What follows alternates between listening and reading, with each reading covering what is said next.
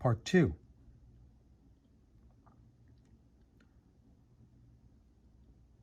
All of these observations are made from the center.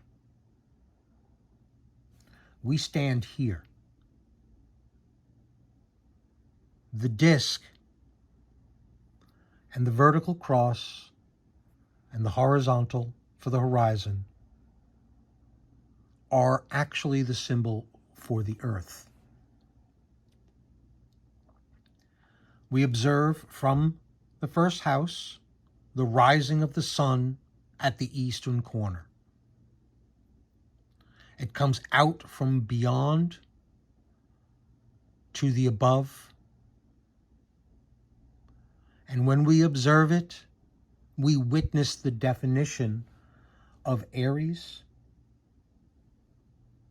That definition is clarified by the symbol for Mars. And the tool we use to measure it is represented by the Roman numeral 1. The amount of confidence I place behind that might be a little off-putting to people who are students of the art. But if you'll bear with me through these, I think I might give you some reason to think on it further. As I showed before, this tool is how some of this was measured. And this, of course, is a very complicated and more advanced version of probably what they were actually using. But for the most part, it didn't look much more beyond this.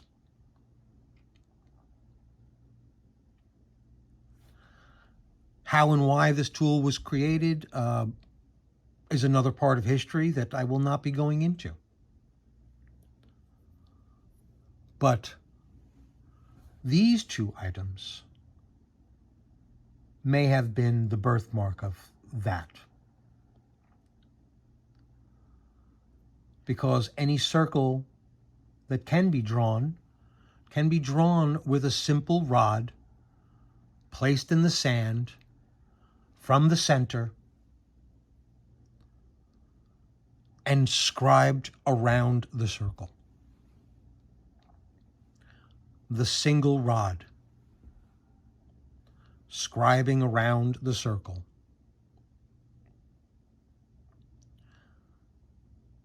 The astrolabe, the circle, the center.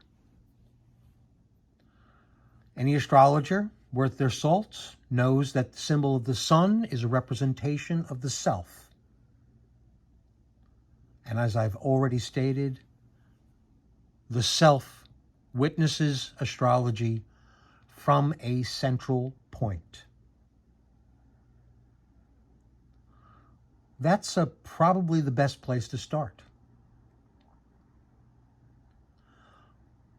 I understand that historically, the Roman numerals are a mathematical series of letters. They have their own history and their own section of lore attached to multiple proofs of documents. But once they entered into this graphic, I believe that they can be interpreted well beyond the mathematical definitions of their Roman numerical origins. Case in point, the sun is in the 5th house in Leo. The diagram of Leo is a disk rising and setting. The ruler of the 1st house and its rod measuring the horizon is a disk rising. It presents a visual graphic of action. The symbol for Aries is a blossoming, split hair, silhouetted diagram of a mountain range obscured by the light of the rising sun.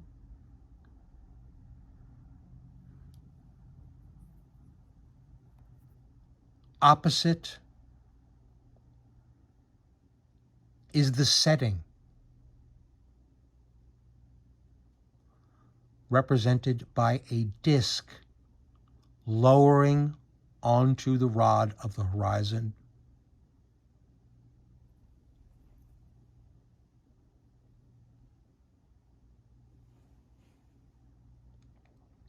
This overlay of the human eye is probably one of the most incredible discoveries I think I've made in this process.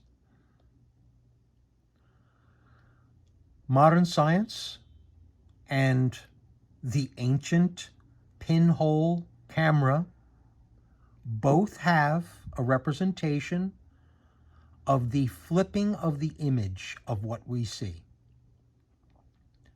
It is our understanding through science and through the observation of the pinhole camera that light passing through an opening flips when it reaches the opposite side of the area. Passing through a slit, inverting, Venus and Mars, one an inversion of the other. Here is a strong, probably the strongest image of proof that I can give. The dawn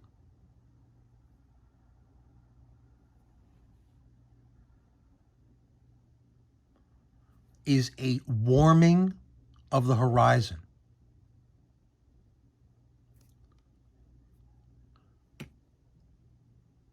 The rising of the sun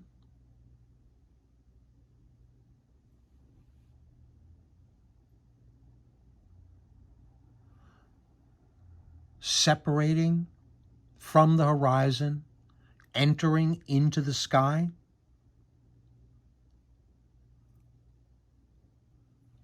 Taking the image of the night away from it, presenting the birth of day.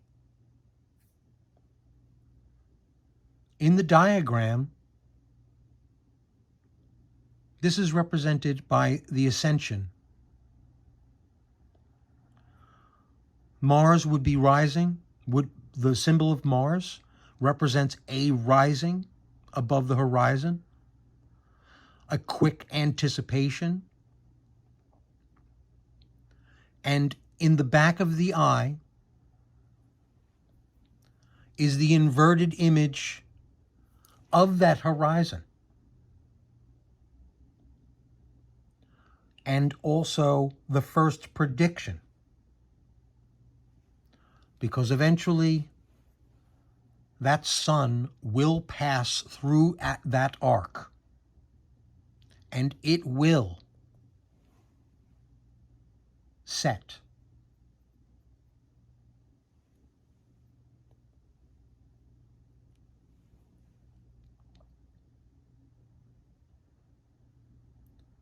When you observe this, when you observe the reality of this, this becomes the first house. It defines the fourth house. It anticipates the 10th house.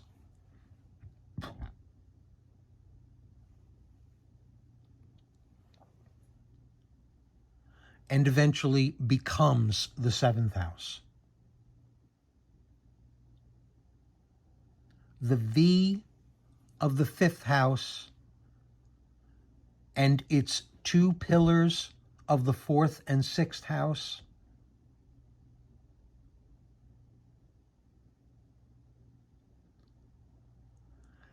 As I'm sure you've already understood by listening to this so far, I do not have a total grasp on this idea. This is almost beyond me. I present it here in these crude forms to put this idea out there in hopes that smarter minds than mine will be able to grasp in more detail. Now, these two first rough videos, made by hanging a camera in front of my iPad and knocking around through a quickly thrown together series of images, is the best I can do right now. But there will be more. I have a lot more material, and we'll just see how this goes, one piece at a time. 10 or 11 minutes a piece, perhaps. Eventually, we can work out something longer. One step at a time.